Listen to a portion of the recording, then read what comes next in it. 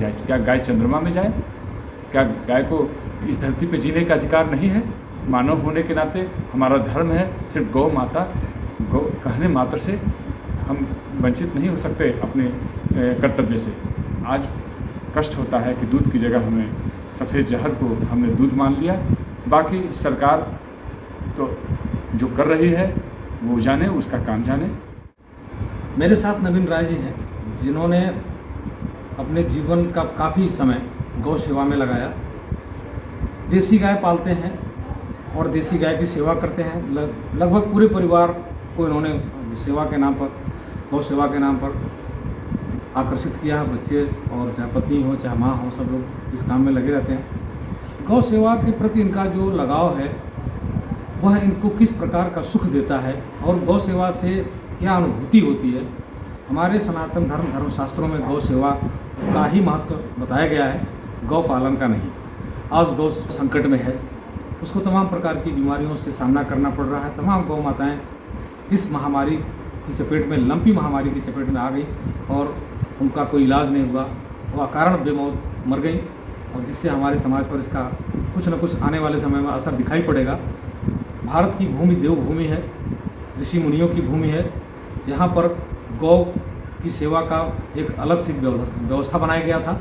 गौ को कहा गया कि यह जो गौ माता है यह समुद्र मंथन में 9 रत्नों के साथ निकली थी, जिसको ऋषि मुनियों ने अपनाया था। बाद में वो घर घर पहुँच गई और वह हमारे बच्चों को, हमारे आने वाली पीढ़ियों को अपना पौष्टिक आहार दूध के रूप में देती थी। आज हमारी गौ माता संकट में है।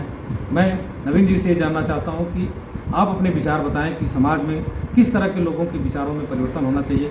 गौ सेवा के लिए हमारे जीवन में उनका क्या महत्व है और उनको करने से हमारे परिवार में, विशेषतः परिवार से ही समाज शुरू होता है, तो हमारे परिवार में किस प्रकार की व्यवस्था सुचारू रूप से चल सकती, कितना हमको उनसे लाभ मिल सकता है, बताएं। नमस्कार। अनिल गुप्ता जी को मैं सबसे पहले धन्यवाद देना चाहूँगा कि आप हमारे यहाँ आए, पधारे और बहुत सुंदर कार्य आप लोग कर रहे हैं। इससे समाज में आप जैसे लोगों की आवश्यकता है और हमारे जैसे लोगों को प्रोत्साहित करने के लिए आप लोग आगे आ रहे हैं, इसके लिए मैं आपका आभारी हूँ। गाय, आपने जो कहा ये बहुत सुंदर विषय है कि गाय जहाँ होती है वहाँ प्रेम होता है, वहाँ करुणा होता है।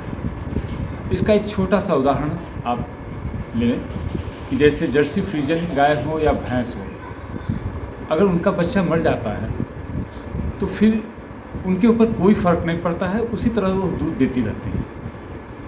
और इसी जगह अगर देसी गाय के बच्चे के साथ अगर कोई हैपनिंग, कोई दुर्घटना हो जाती है तो गाय धीरे धीरे करके 2-4 रोज में दूध देना बंद कर देती है। उसके अंदर संवेदना होती है। जब तक वो अपने बच्चे के लिए दूध देती है, सर्वप्रथम गाय के दूध पे उसके बच्चे का अधिकार है, फिर हमारा अधिकार है।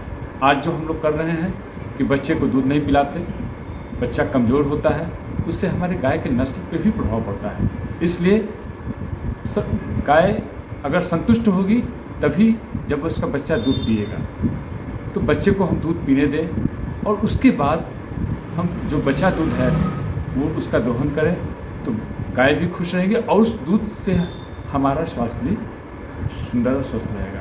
और दूसरी बात कि गाय हर घर में होनी चाहिए, चाहे एक ही हो। उससे हमारे घर के में प्रेम, करुणा और आपसी भाईचारा बना होता है। गाय के साथ जुड़ने मात्र से ही हमारा मन परिष्कृत हो जाता है। अगर कोई व्यक्ति नशा करता हो या कोई व्यक्ति अशांत हो, तनाव में हो या कोई भी मानवीय दुर्गुण उसके अंदर हो, उससे देसी गाय से जुड़ जाए। मैं बार बार देसी गाय कह रहा हूँ, ये आज के परिवेश में बहुत आवश्यक हो गया है, क्योंकि हम लोग भटक चुके हैं। क्योंकि आज गाय कहने पे लोग जर्सी फ्रीजन को भी गाय मान के चलते हैं, इसलिए मुझे बार बार देसी गाय कहना पड़ रहा है। नहीं तो गाय तो हमारी यही देसी गाय ही है, इसलिए मैं गाय ही गौ माता ही कह के चलूँ तो ठीक रहेगा। इसे बार बार ना दोहराऊँ। और दूसरी चीज़ उसके खान पान पे भी ध्यान दें, क्योंकि गाय को हमने बांध लिया है, वो हमारी मजबूरी। क्योंकि आज नगर निगम और तमाम ऐसी व्यवस्था हैं कि गाय खुलेगी तो उसे लोग उठा ले जाएंगे, उसके साथ अमानवीय व्यवहार करेंगे। तो इसके लिए, जबकि इसका निदान गाय को उठा ले जाना नहीं है। आज हमारी गाय सड़क पे घूम रही है, एक्सीडेंट, दुर्घटना है, सिर्फ गाय नहीं है, उसका कारण हमारा मन भी है। क्या हम वाहन चलाते समय अगर हमारा मन अशांत है तो गाय नहीं रहेगी तो ऐसे भी एक्सीडेंट हो रहा है। तो हम इसे गाय को ही दोष दें कि गाय के रहने से ही एक्सीडेंट हो रहा है, ये नहीं। और अगर ऐसा है तो हमें गाय कहाँ जाए? क्या गाय चंद्रमा में जाए? क्या गाय को इस धरती पर जीने का अधिकार नहीं है? इसके लिए व्यवस्था देखनी होगी। उसके साथ ही हमें मानवता, एक मानवीय धर्म है, सिर्फ गौ माता, गौ कहने मात्र से हम वंचित नहीं हो सकते अपने कर्तव्य से। इसलिए हम इनके खान पान की हमारी मजबूरी हो जाती है कि हम इनके खान पान का ध्यान दें, क्योंकि गाय को हमें चरने की चारागाह की जरूरत ये उपलब्ध नहीं हो पा रहा है। उसके लिए मैं सुबह प्रातः 4 बजे उठता हूँ और पीपल के पत्ते, आंवले के पत्ते, नीम का पत्ता, सैजन, मोरिंगा, जिसको कि मोरिंगा में कहा गया है ओमेगा तमाम तरह, ये सारी चीज़ें मैं तोड़ के लाता हूँ और इसे काट के देता हूँ, जिससे कि इसके शरीर के अंदर पोषक तत्व की पूर्ति हो और वो चीज़ मुझे दूध के माध्यम से प्राप्त हो। मैं ना भी खाऊं, अगर गाय को मैं अच्छा खिलाता हूं तो वो मुझे दूध के माध्यम से मिल जाया करता है। जैसे कि हमारे पुराने समय में कहा गया था कि माँ जब बच्चा बीमार होता था, शिशु बीमार होता था, तो शिशु को दवा नहीं खिलाई जाती थी, माँ को ही आयुर्वेदिक जड़ी बूटियाँ दी जाती थी जिसका गुण दूध में आता था और उसे पी करके बच्चा स्वस्थ हो जाता था। उसी प्रकार इसको भी हम अगर ऐसे ही सोचते हुए चलें तो हमें गाय को अच्छी आहार देनी होगी, क्योंकि ये मेरी जिम्मेदारी बन जाती है कि आज जंगल और गौचर नहीं रह गई तो पहले हमारी गायें बाहर जाती थी, अनेक प्रकार की जड़ी बूटियाँ खाती थी और उसके औषधि गुण दूध में आते थे और हमें उसके दूध और मूत्र के माध्यम से और गोबर के माध्यम से सारे तत्व मिल जाया करता था। आज हवन की बात हम करते हैं, अग्निहोत्र की बात करते हैं, वो देसी गाय के गोबर से ही होता है। आज हमारी कथा में, पूजा में हम दुकान पे जाते हैं और कहते हैं कि मुझे घी चाहिए, देसी घी दे दो, और अगर दुकानदार कोई अच्छी कंपनी का घी देता है, जबकि वो भी अशुद्ध है, लेकिन फिर भी कोई अच्छी कंपनी का दूध देता है तो हम लोग कहते हैं, अज्ञानतावश कहते हैं, अरे नहीं ये दूध नहीं चाहिए, मुझे तो पूजा के लिए चाहिए। मतलब हमें बेकार जो सबसे रत्ती घी है वो हम हवन में यूज करते हैं। हमें पहले ये मालूम है कि हम घी की आवश्यकता हवन में पड़ती क्यों है।